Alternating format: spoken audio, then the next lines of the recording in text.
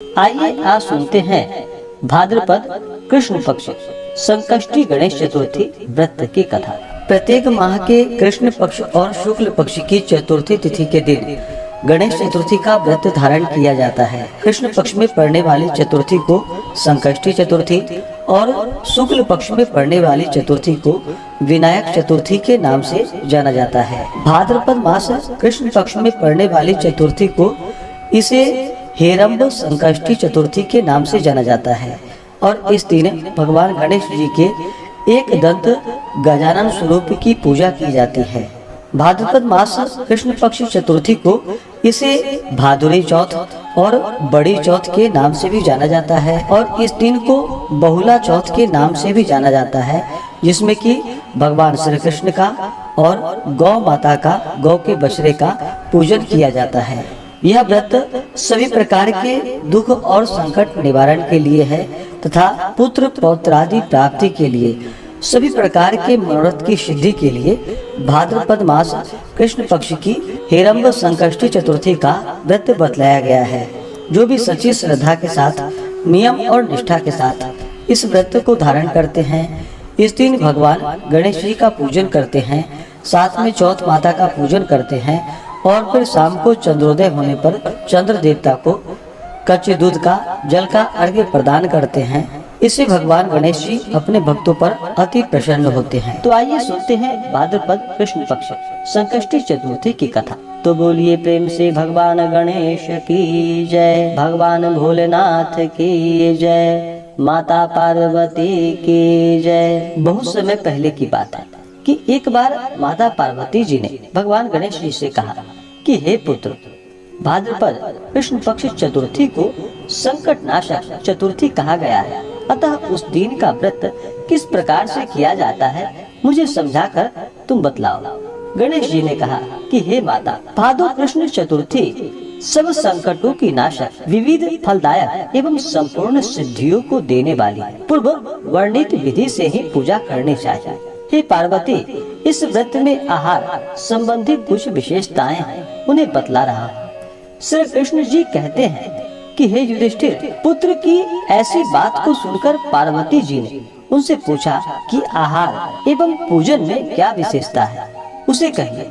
गणेश जी ने कहा कि गुरु द्वारा वर्णित प्रणाली से इस दिन भक्ति भाव से पूजन करें। 12 महीनों में अलग अलग नामों से गणेश जी की पूजा करनी चाहिए। विनायक, एकदंत, कृष्ण पिंग, गजानन, लंबोदर, भालचंद्र, हेरंब, विकट, वक्रतुंड, आकुरत, विघ्नराज और गणाधीप, इन 12 नामों से व्रती को गणेश जी की पूजा करनी चाहिए। अलग अलग महीने में क्रमशः एक एक नामों से पूजा करनी चाहिए। चतुर्थी के दिन प्रातः नित्य कर्म से निवृत्त होकर व्रत का संकल्प करें। तत्पश्चात रात्रि में पूजन और कथा श्रवण करें।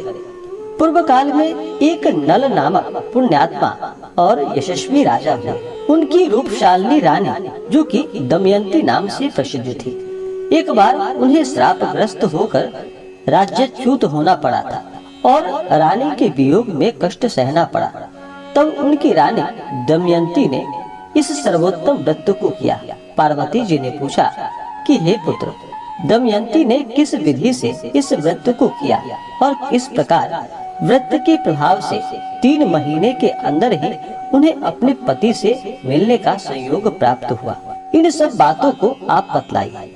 श्री कृष्ण जी ने कहा कि हे युधिष्ठिर, पार्वती जी के ऐसा पूछने पर बुद्धि के भंडार गणेश जी ने जैसा उत्तर दिया उसे मैं कह रहा हूँ, आप सुनिए। श्री गणेश जी कहते हैं कि हे माता, राजा नल को बड़ी बड़ी आपदाओं का सामना करना पड़ा।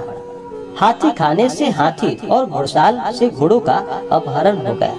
डाकुओं ने राजकोष लूट लिया और अग्नि की ज्वालाओं में घिरकर उनका महल भस्मसात हो गया। राज्य को नष्ट करने वाले मंत्री लोगों ने भी साथ छोड़ दिया। राजा जुए में सर्वस्व गवा बैठा। उनकी राजधानी भी हाथ से निकल गई।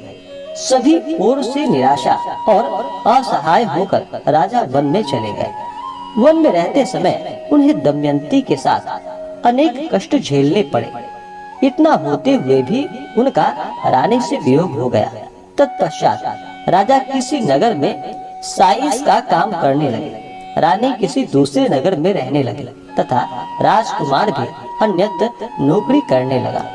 जो किसी समय राजा रानी और राजपुत्र कहे जाते थे, वे ही अब भिक्षा मांगने लगे। तरह तरह के रोगों से पीड़ित होकर एक दूसरे से विलग रहकर कर्म फल को भोगते हुए दिन बिताने लगे। एक समय की बात है कि वन में भटकते हुए दमयंती ने महर्षि शरभंग के दर्शन किए। उनके पैरों पर नतमस्तक हो हाथ जोड़कर कहा। दमयंती ने पूछा कि हे ऋषिराज, मेरा अपने पति से कब मिलन होगा? किस उपाय से मुझे हाथी घोड़ों से युक्त घनी आबादी वाली नगरी मिलेगी? मेरा भाग्य कब लौटेगा?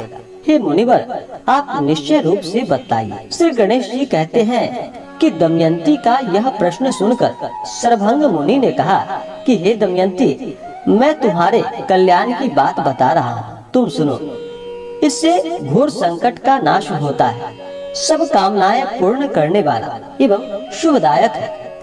भादो मास की कृष्ण पक्ष चतुर्थी, जो कि संकट नाशन कही गई है, इस प्रकार नर नारियों को एक दंत गजानन की पूजा करनी चाहिए। विधि पूर्वक व्रत एवं पूजन करने से रानी तुम्हारी संपूर्ण इच्छाएं पूरी होंगी। 7 महीने के अंदर ही तुम्हारे पति से मिलन होगा, यह बात मैं निश्चय पूर्वक कहता हूँ।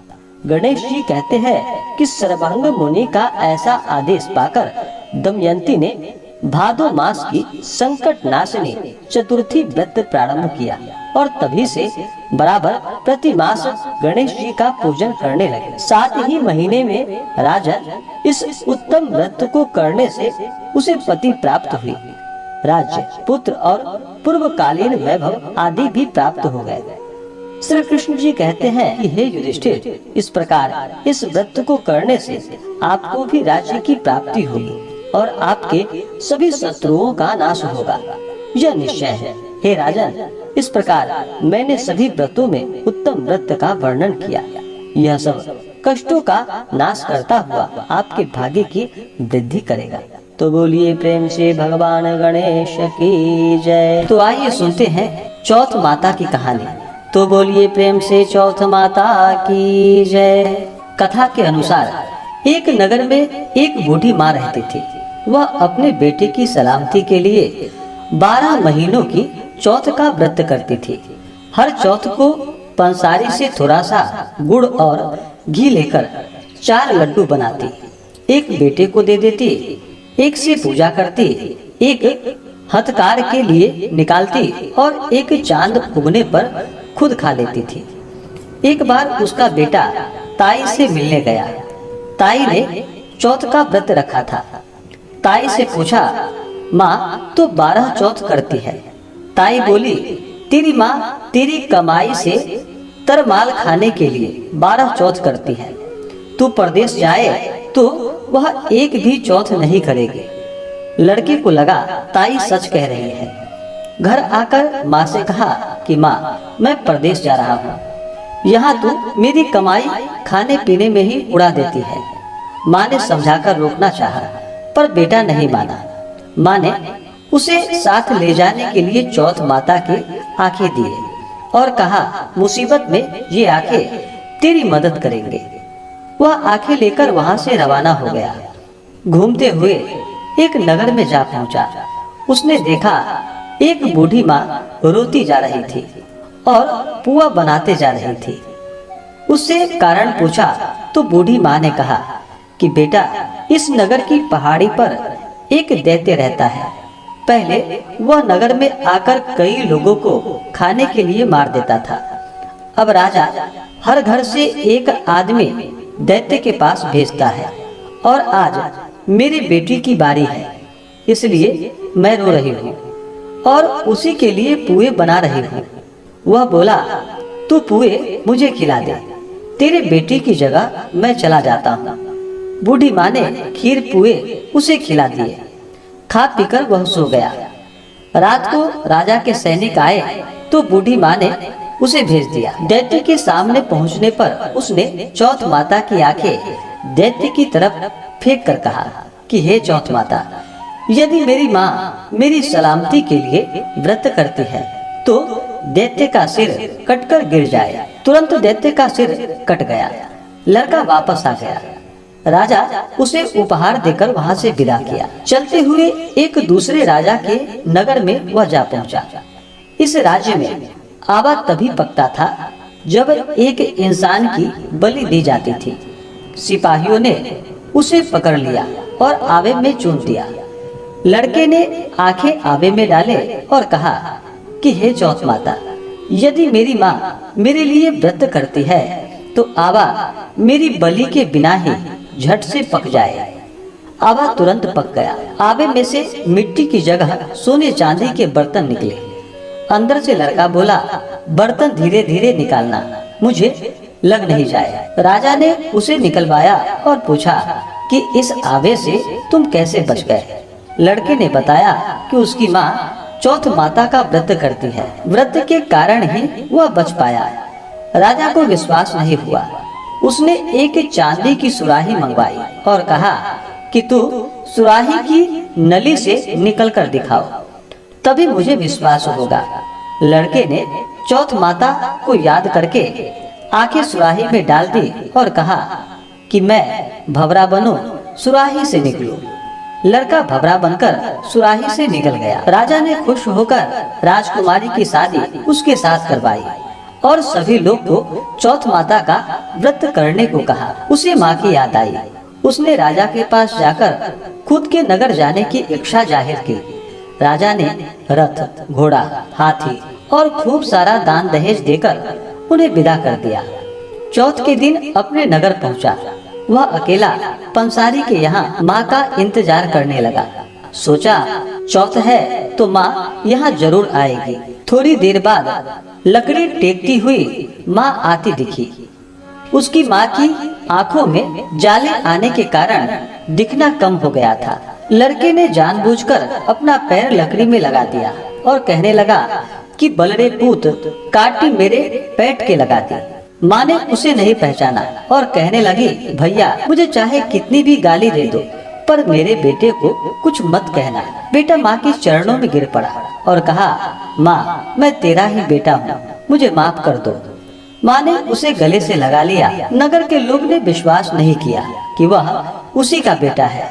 बूढ़ी माँ ने चौथ माता को याद करके कहा कि हे चौथ माता, यदि मैं अपने बेटे के लिए व्रत करती हूँ तो मेरे स्तन में दूध भर जाए और उसकी धार मेरे बेटे के मुंह में गिरे। माँ के स्तन से दूध की धार निकलकर बेटे के मुंह में गिरने लगी। लोग चौथ माता की जय जयकार करने लगे। उस नगर के सभी लोग चौथ माता का व्रत करने लगे। हे चौथ माता, जैसे बूढ़ी माँ और उसके बेटे की सहायता की वैसे हमारी भी करना। कहानी कहने, सुनने और हुंकारा भरने वाले पर अपनी कृपा बनाए रखना। तो बोलिए प्रेम से चौथ माता की जय, भगवान गणेश की जय। तो आइए जानते हैं भाद्रपद कृष्ण पक्ष संकष्टी चतुर्थी व्रत के शुभ मुहूर्त के बारे में। चतुर्थी तिथि प्रारंभ समय जो कि 22 अगस्त 2024 दिन गुरुवार दोपहर 1:48 और चतुर्थी तिथि की जो समाप्ति है 23 अगस्त 2024 दिन शुक्रवार सुबह 10:40 पे चतुर्थी तिथि की समाप्ति है।